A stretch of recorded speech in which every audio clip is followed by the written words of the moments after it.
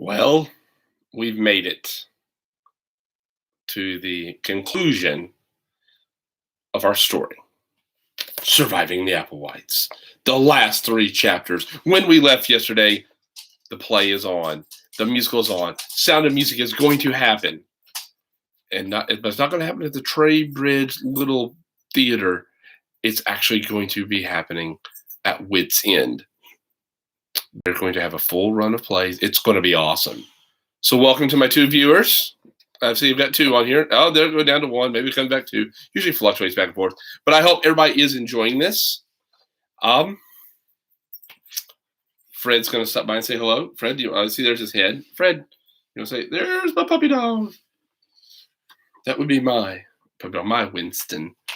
Fred, are you ready for me to read to them? I think I am. Here we go. Starting with chapter 28. Winston was so unsettled by the change in Jake's appearance that he couldn't come close enough to be petted. A patch of hair at the back of his neck and another at the base of his tail stood up, and he stayed about 2 feet away, following Jake as always, but growling suspiciously the whole time. An hour later, when the television people arrived in a van bristling with antenna and satellite dishes, the dog was still so edgy that he didn't just bark at the van. When the crew got out, he actually rushed at them, snapping at sneakers and pants legs. Jake had to go find some liver treats to lure him into the schoolroom. The liver treats helped him. In no time, Winston was stretched at his feet in his usual way, his nose on his outstretched paws, snoring softly. Jake watched from the window as cameras and lights and cables and sound equipment were unpacked and carted into the house. He was just as glad to be safely away from the action. He told everyone he didn't mind bad press, but it wasn't absolutely true. He wanted to be known as an actor now, not the bad kid from the city, and you never knew what the media would say about you. That's kind of cool. He's kind of tired of this bad guy. Jeremy Bernstein had come running the moment he heard the van in the driveway. Jake watched him introduce himself and shaking hands with everyone who got out of the van. It was obvious he didn't know any of these people, and they had no idea who he was or what he was doing there. It wasn't really clear what the title of associate producer meant. It looked to Jake as if Bernstein was mostly in the way, darting around among the crew like an enthusiastic puppy. Destiny arrived too and had the good sense to stay back and just watch, though Jake could tell by the way his mouth was working steadily that he was talking the whole time, asking questions, probably. Nobody seemed to be answering them. Eventually, a limousine arrived, and a man with a clipboard got out and called to Bernstein. That had to be Jeremy's friend. The two of them conferred for a while, and then the man with the clipboard opened the limousine door and held it while a short-haired blonde woman with a red suit got out. Marcia Manning. Jake had seen her on TV so often it seemed as if he knew her, except that on TV she always seemed perky and sweet and friendly. Even without being able to hear what anyone was saying, he could see that there was nothing perky or sweet or friendly about her now. She pointed here, gestured there, and people who were doing one thing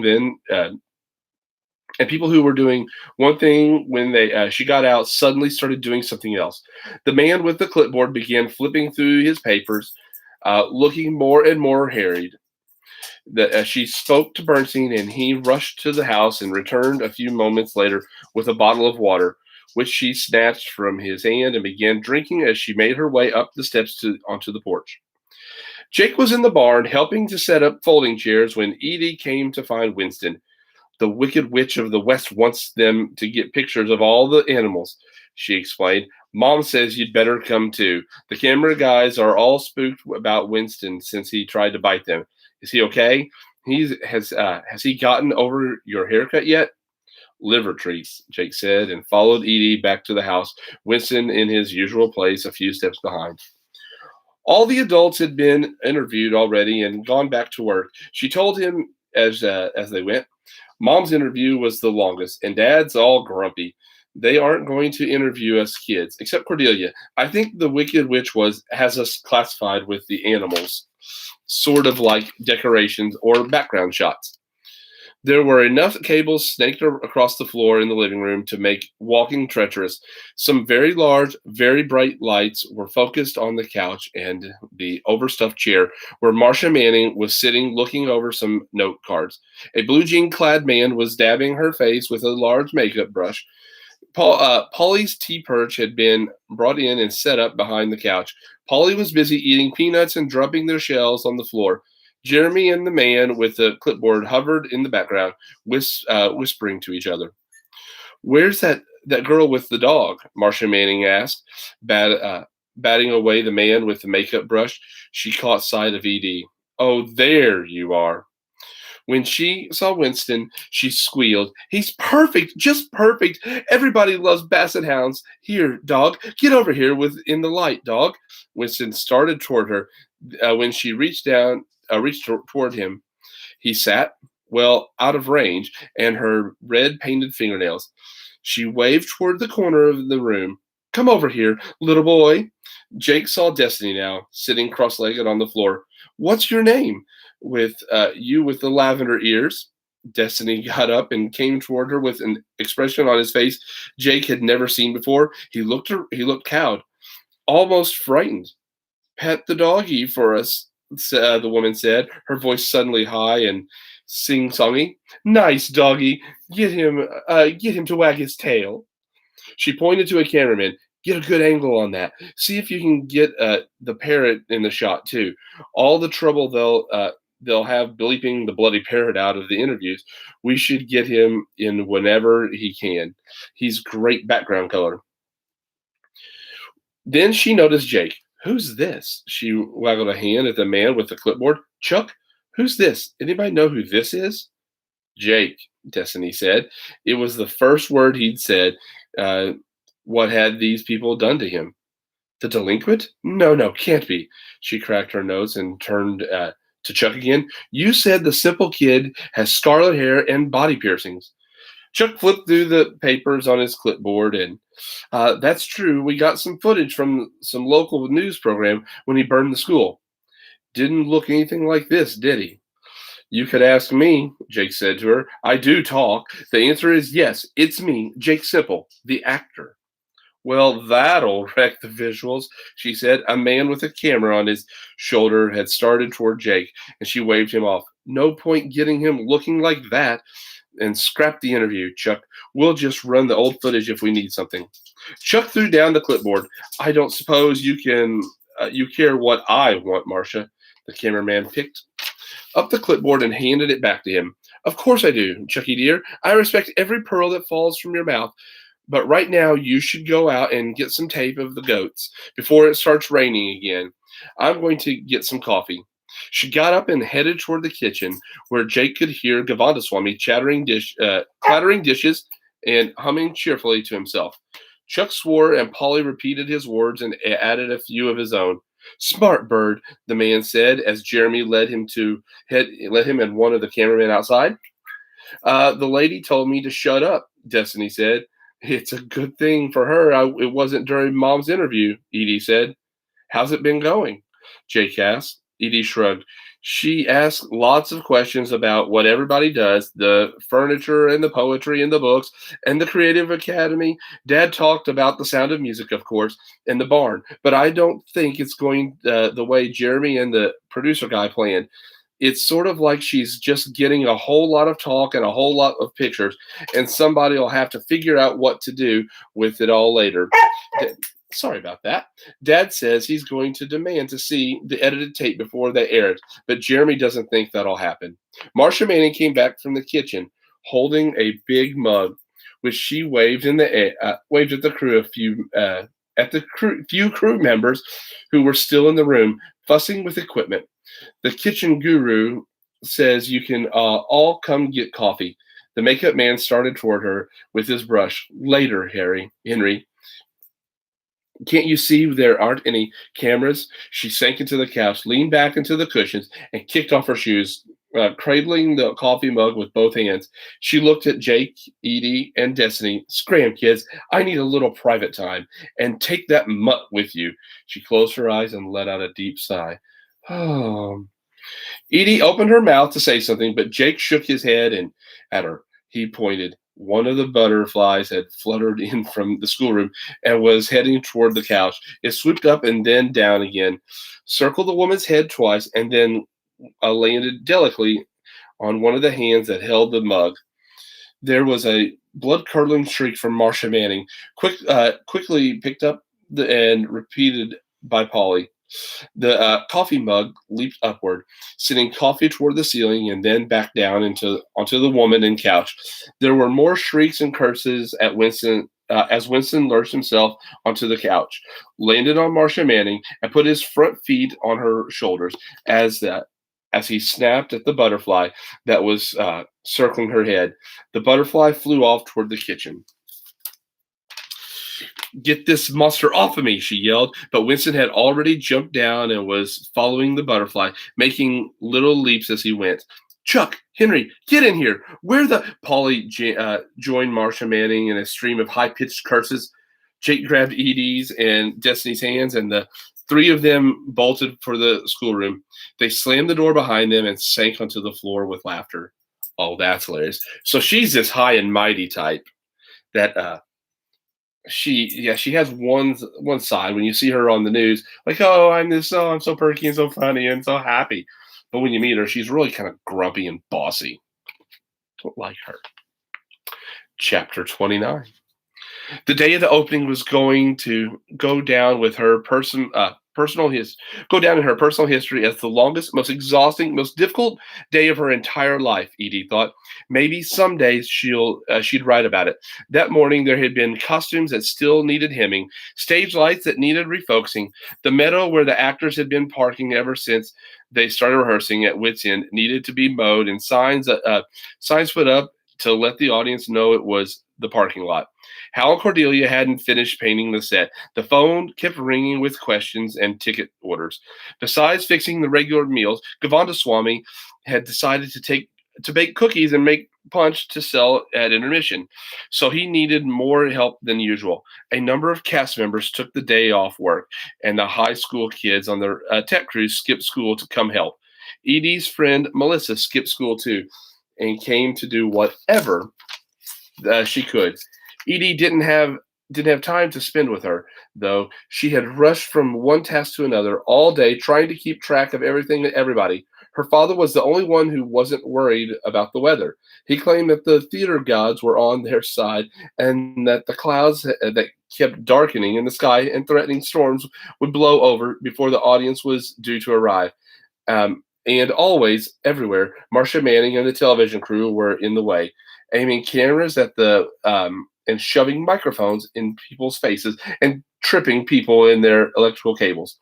Somehow, though, by the time cars started arriving and Jeremy was set out to direct them to parking places, almost everything was ready. Even the problem of Destiny's ears had been solved. Lucille had made him a hat. Oh, that's cool. Which he wore in every scene. Even when he was dressed in pajamas, a line had been added about Hans loving hats.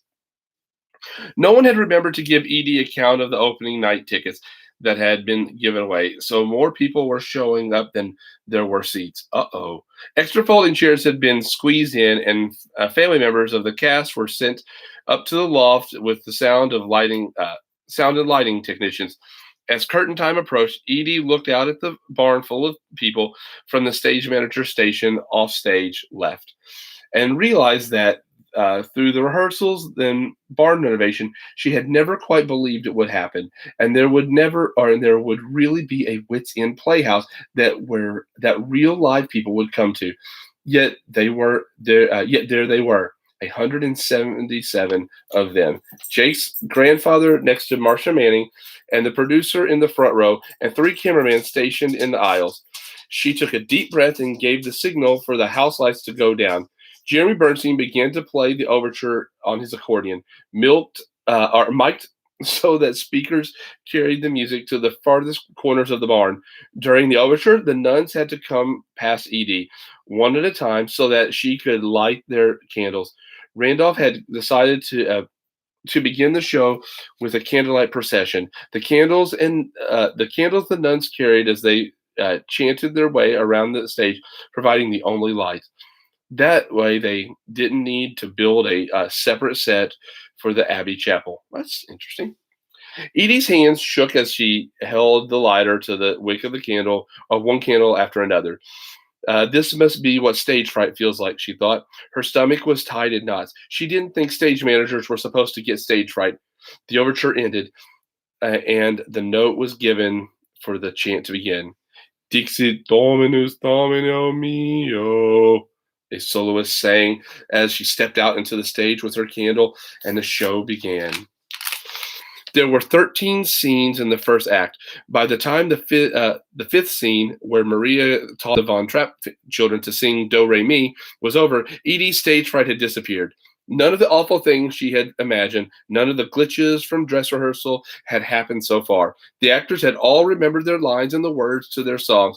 Jeremy was playing the right songs at the right time. The lights were coming up and going down when she gave the cue.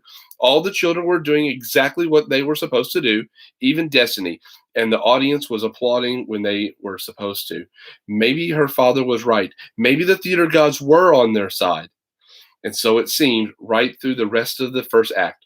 Through intermission, the audience talked and laughed and seemed to be enjoying themselves, and Govindaswamy sold out of all his cookies and punch. And on to the second act. Until the next to the last scene. At the Kulzburg Festival concert. The scene began with Captain Von Trapp playing the guitar and singing the Edelweiss song, which with Maria and the 7 Von Trapp children gathered around him. Distant thunder began to make itself heard beneath the music. Then, during the last 2 lines of the song, rain began to patter on the barn roof. As the song ended and the audience began to applaud, the sound of rain on the roof grew in intensity. When the actor came on to announce that the Nazi escort had arrived to take Captain Von Trapp into his command in the German Navy, rain dripped off his nose as he began to speak. Throughout his speech, the rain drummed harder and he spoke louder until, by the end, he was shouting at the top of his lungs to be heard introducing the Von Trapp's Encore song. Thunder drowned out the first notes of the accordion.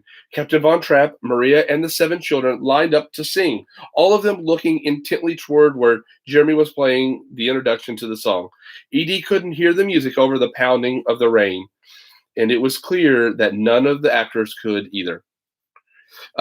Bring the musician's sound up, Edie whispered to into her microphone to the sound technician. The actors can't hear. She had to strain to make out the reply through her headphones. I did already. It's up full. The actors were standing on stage now in position, their hands clasped in front of them as they should be. But they didn't begin to sing. 9 pairs of eyes focused desperately on Jeremy, who was clearly playing music that could not be heard. Thunder crashed again. Suddenly, the actor who had announced the song appeared on stage again, holding a large microphone. He spoke directly into it, and the sound rose just slightly above the level of the rain on the roof. Ladies and gentlemen, the Kulzburg Festival concert will continue in a moment when the storm passes over the mountains. In the meantime, let us all sing together the song the Von Trapps sang earlier, Do Re Mi. I'm sure you all know it. Please join us. He sang the first line loudly into the microphone, and the actors on stage joined him. Soon the whole audience was singing along, and Edie realized the great advantage of doing a show that almost everyone already knew. After 2 rousing repetitions of Do Re Mi, sung into and over the rain and thunder, the pounding on the roof began to slack off. As the song reached its conclusion, the 3rd time around, Captain Von Trapp stepped forward and took the microphone from the other actor who had stayed on stage, conducting the audience. He held up one hand for silence and began the last notes of the song, his voice going down and down to a deep bass. Do, ti, la, so, fa, mi, re.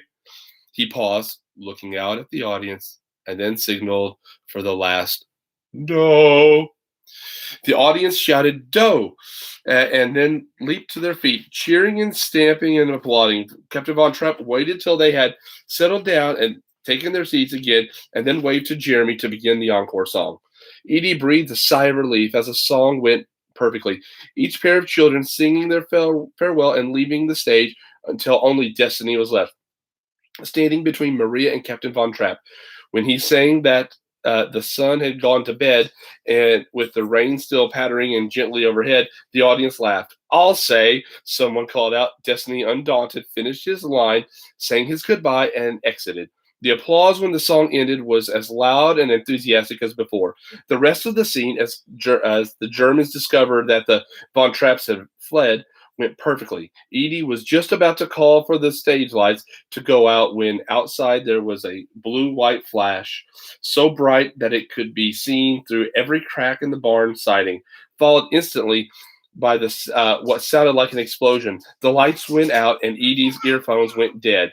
"Can anybody hear me?" Edie whispered into her microphone. Nothing. Even the tiny light over her prompt book had gone out, and it was pitch black backstage. "Electricity's out," she said in a stage whisper. "Set up for the final scene, and I'll think of something. Somebody tell Jeremy to keep playing until somebody comes to tell him to stop." She hoped he could play without being able to see the music.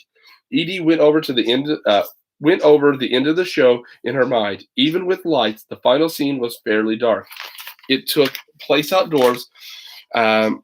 At night in the Abbey's garden, with the Von Trapps hiding, while the Nazis searched the Abbey to find them. When Jake's character, Rolf, came on stage, it was his flashlight that allowed him to see Captain Von Trapp and Maria. The lights were supposed to come up enough that the audience could see them before Rolf did. Then, when Rolf had already called out to his lieutenant, he had to see Liesel again in the light from his flashlight, and decided not to turn the family over to the Nazis.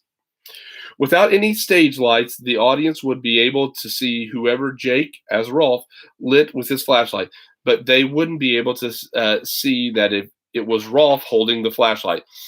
They wouldn't understand that it was Rolf's love for Liesel that kept him from turning them all in, and led him to call out to his lieutenant that there was no one in the garden, without some light on the stage, so that the audience could see the moment of suspense as Rolf decides what to do.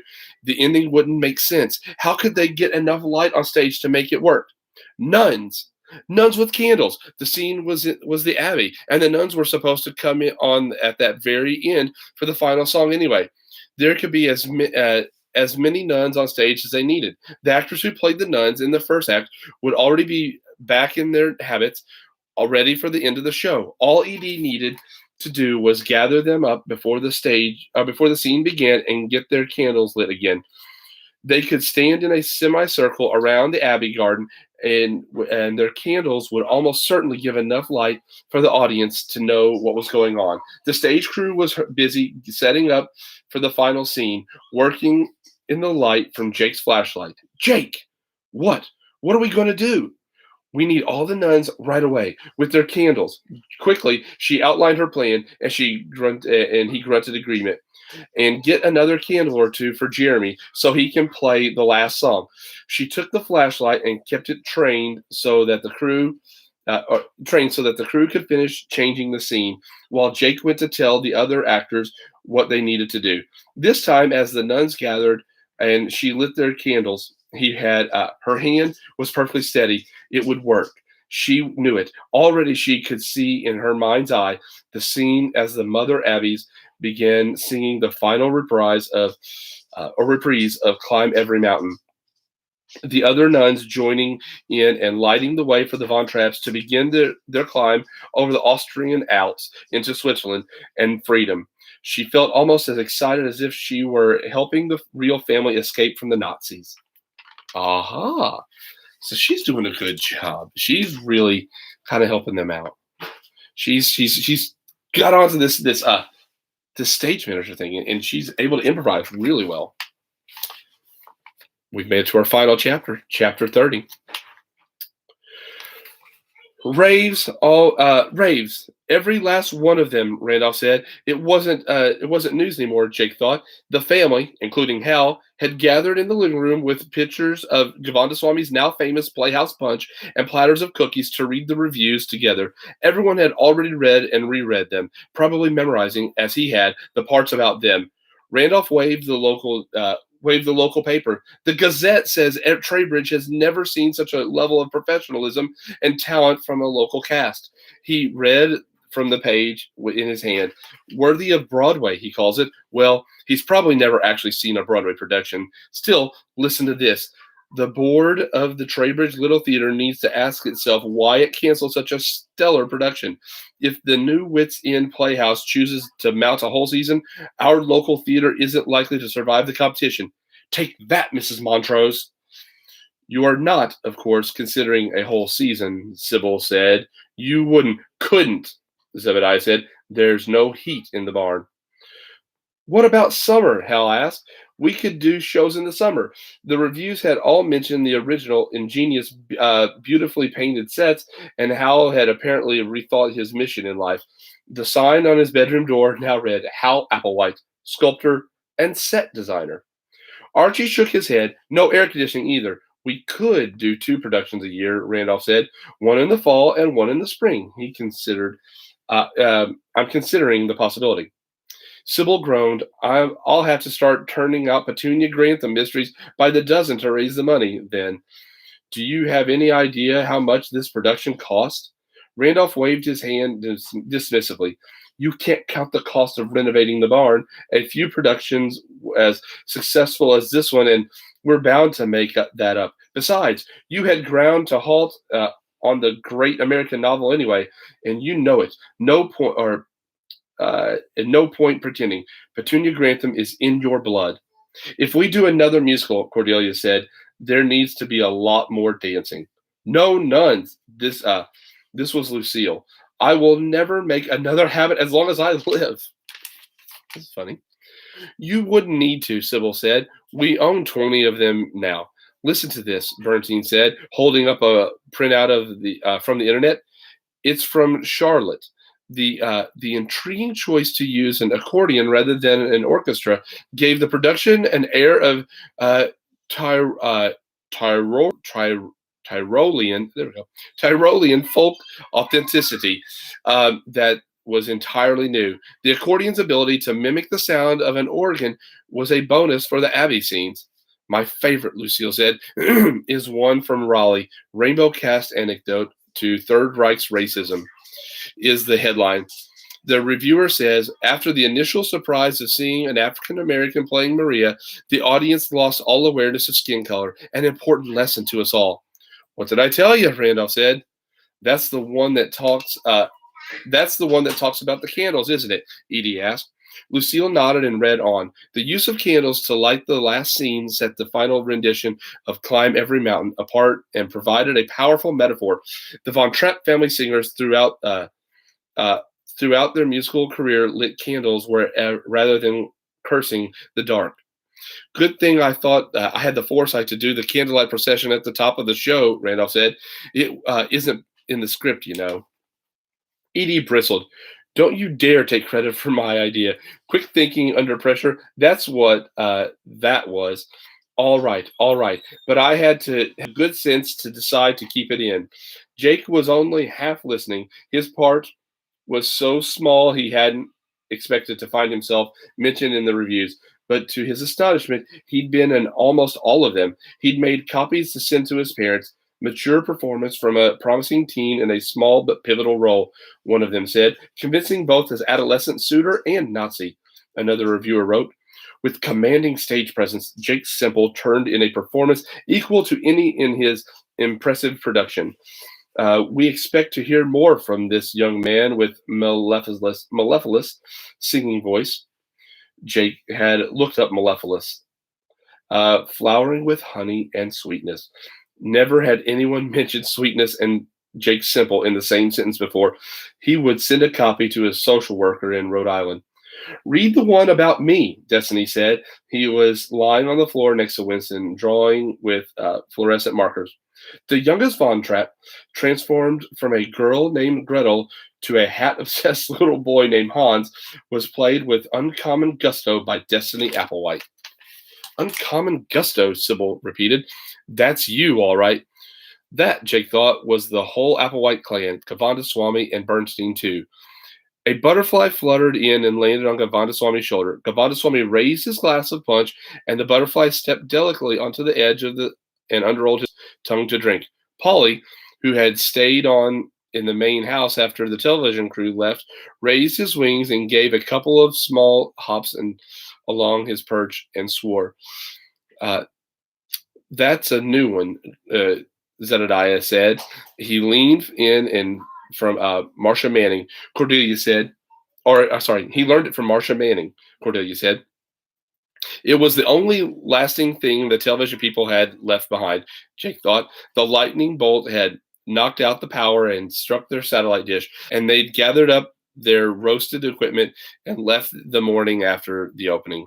The next day, Bernstein had gotten an email message from the network explaining that the producer had gone off to a spa to recuperate from nervous exhaustion, and Miss Manning had taken a job with a competing network.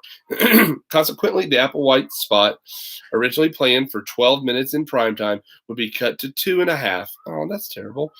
It might air, they said, on a slow news day as the human interest piece at the end of an evening news. Oh, that's sad. Bernstein had taken the news pretty well. Associate producer doesn't mean much of anything anyway.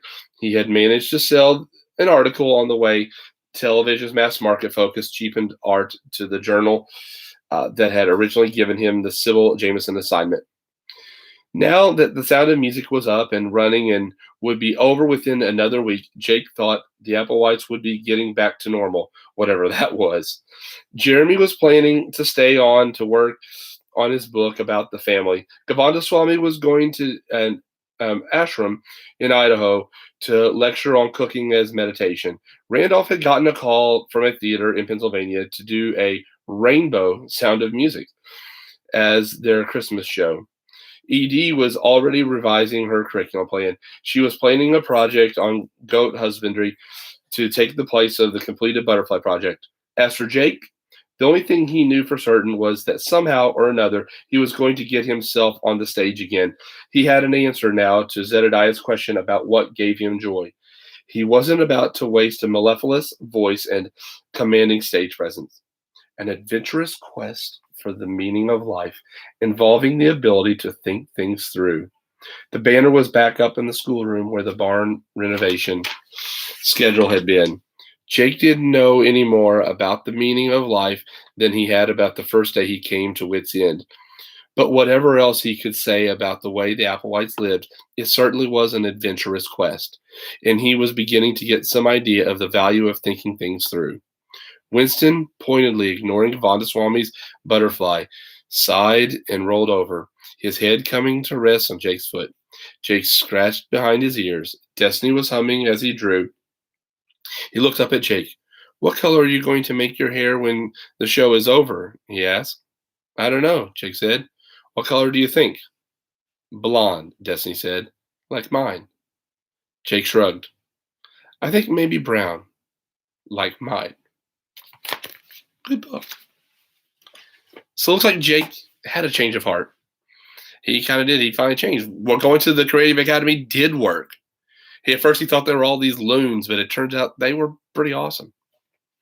Well, I hope you've enjoyed the story. Remember, this is Surviving the Applewhites by Stephanie S. Tolan. Test number 60652. It's a level 5.5 book. It's worth 7 points. Now that we've read the whole book, if you stay along with me, you know the story. You're prepared to take this test, and you're just going to do awesome. Well, tomorrow night I'll return reading some more children's books. They won't be nearly as long. Maybe I'll do some multi-parters again. I don't know. But for right now, I just hope you enjoyed that, and I will see you tomorrow when I'm reading you something else.